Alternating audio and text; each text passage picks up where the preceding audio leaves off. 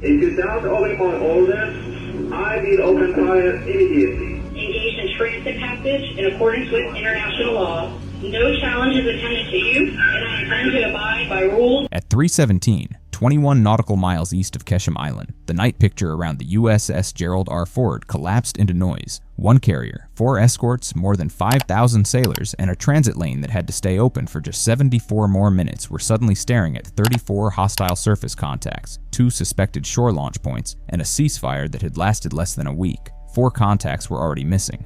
1 transponder code didn't match. The wipe would begin in 22 minutes. They thought it couldn't be taken. They were wrong. The Strait of Hormuz is only about 30 miles wide at its tightest geometry, squeezed between Iran and the Omani Musandam Peninsula, with dust haze, morning fog, and traffic lanes that can turn a strategic waterway into a funnel. That is why every minute in those waters feels louder than it should, and why a single false move can freeze a fifth of the world's oil in place. What they didn't know was whether the first flash had been a strike, a decoy, or a trigger. Because the problem wasn't the explosion alone. The problem was who wanted the radar picture to disappear before anyone understood what had actually happened. In the days before that night, the ceasefire had already come with poison in the fine print.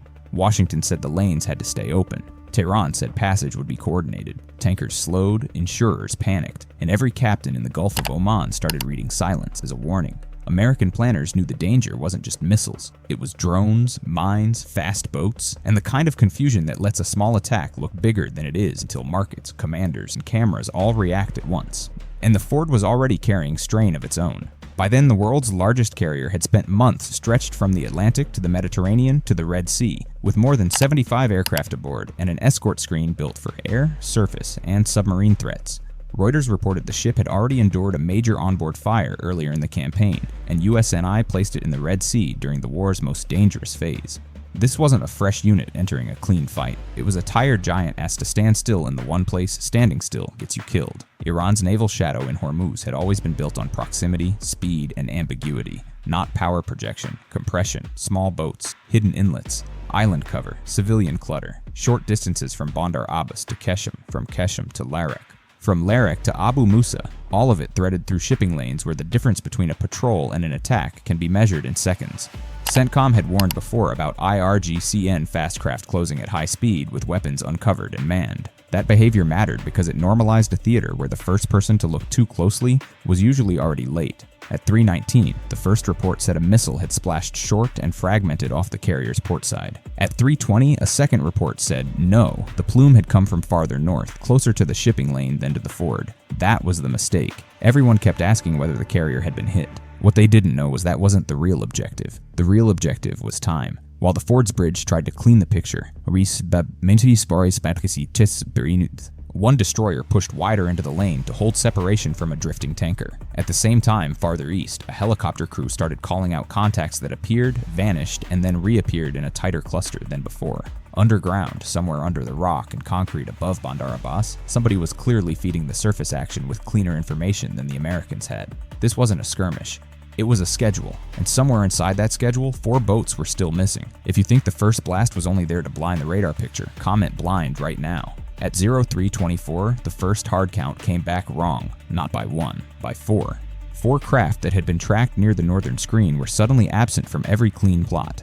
And one of the remaining contacts was broadcasting a code linked to a civilian harbor tug, last seen 11 days earlier. The numbers didn't match, and that meant one of 2 things. Either the Americans were looking at spoofed traffic, or somebody inside the Iranian network had built a moving shell game in the middle of a ceasefire corridor. What they didn't know was which version was worse, because one meant deception, the other meant preparation. By 3:27, the secondary timer dropped to 12 minutes. That was the intelligence wipe window, the moment when a suspected relay node ashore was expected to purge its traffic logs and targeting chain if it believed compromise was imminent. They weren't there for revenge. They were there for records. They weren't there for a duel. They were there for proof. Outside, the sea stayed black and flat. But underground, the story was changing. At 3:31, 2 AH-64E Apaches entered the wider fight from the west, fast enough to compress the distance, but not fast enough to erase the 14 minutes that had already passed since the first alarm. Official Army data puts the AH-64E at up to 164 knots, with a 2-person crew, a 30mm chain gun, and combat endurance measured in hours, not moments. In this kind of corridor that mattered less as firepower than as persistence, they could stay with the problem after the first panic had burned off. 14 minutes after the first alert, the night finally stopped pretending.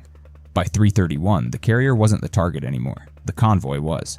A staggered packet of commercial hulls, tankers, and support ships had been forced into slower water south of the main separation lane. Where the problem wasn't sinking the Ford, the problem was trapping traffic long enough to prove the ceasefire meant nothing. If insurance rates exploded, if video caught civilian hulls burning beneath a U.S. carrier's watch, then the strategic result was the same. Not victory. Paralysis. That wasn't the real objective. The real target was deeper. Because just behind the surface swarm sat a disguised command trawler, riding low, moving slow, and behaving exactly like a vessel that wanted to be ignored. Type yes, if you would have realized the carrier was bait before the convoy was. While one Apache stayed with the outer contacts, the other shifted toward the slow mover. At the same time, the destroyer screen tightened around the merchant hulls, and radar teams aboard the Ford finally isolated the mismatch. The fake harbor tug code was coming from the trawler, not the vanished boats. The missing four had not disappeared. They had gone dark and tucked themselves into the tanker shadows, waiting for chaos, waiting for collision, waiting for one burning civilian ship to do what no missile on the carrier could. That was the mistake. They assumed everyone would keep staring at the carrier. At 3:36, the first of the hidden boats broke cover. At 3:37, the second did the same. At 3:38, the whole deception unraveled at once. What they didn't know was the Americans had finally stopped asking the wrong question. Not what puth was the Ford hit, but who needed everyone to believe it was. This wasn't a defensive steal, it was a recovery of narrative. By 3:41, the trawler was burning and the lane was open enough for the convoy to keep moving. But the emotional peak of the night was still waiting below deck. Boarding teams found the wheelhouse gutted, bridge displays smashed, and papers stuffed into a scorched chart locker that should have held nothing important. Instead, behind a false panel, they pulled out two things nobody expected to survive the fire: a heat-warped green binder marked in Farsi with traffic schedules and coastal call signs, and a hardened data module wrapped in oilcloth and taped beneath an auxiliary console. If you want to see what they found inside, hit like right now, because the real target was deeper, and deeper was exactly where the proof had been hiding. The binder was not a launch manual, it was worse. It was a coordination ledger. Times, hull classes, toll categories, coded notes beside civilian routes. Hand-marked windows when the strait would be managed, and windows when it would be disciplined. Next to 3 entries were the same initials that appeared in the mirrored data module, along with route references tied to Bandar Abbas, Larak, and a coastal relay complex overlooking the northern approach. They weren't there for the boats. They were there for custody. Not captured, not reclaimed. Gone. At 3:44, a second shock hit. The ledger suggested the supposed ceasefire breach had been designed to look like a retaliation event, but the traffic annotation showed planning from days earlier. In other words, the missile scare was not a response. It was cover for a pre-staged maritime extortion cycle. The numbers didn't match because the attack was never only military. It was commercial coercion dressed as escalation. Share this because most people still think the missile was the whole story. Outside, the convoy kept moving toward the Gulf of Oman. Underground, purge commands never finished. By 03:49, the secondary timer expired, but too late. Enough of the traffic chain had been copied to reconstruct who had signaled whom, when, and why. What they didn't know was that the data module also mirrored a shore server slated to go dark at 3:50, turning a 14-minute retaliation window into a months-long intelligence haul. This wasn't a firefight, it was an accounting seizure, and that is why the last minutes felt colder than the first. By 03:56, the surface contact count had collapsed. Some boats were burning, some were disabled, some had fled north toward the clutter of island cover. The Apaches were no longer chasing victory.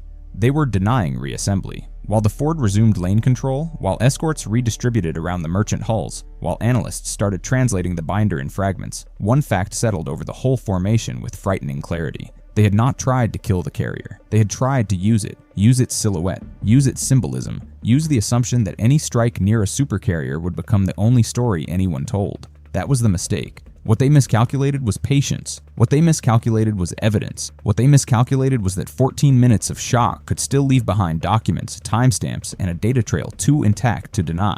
Final count by dawn: 0 U.S. ships lost, 3 American personnel wounded, 11 hostile craft destroyed or scuttled, 4 captured or abandoned. 58 minutes from first alarm to recovered custody, and a shipping lane kept open long enough to prevent a broader regional freeze.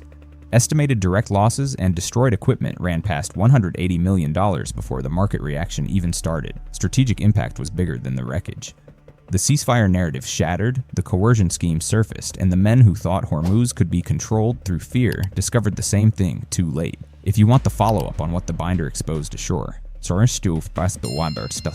subscribe now. Comment evidence if you think that Ledger changed the war more than the gunships did.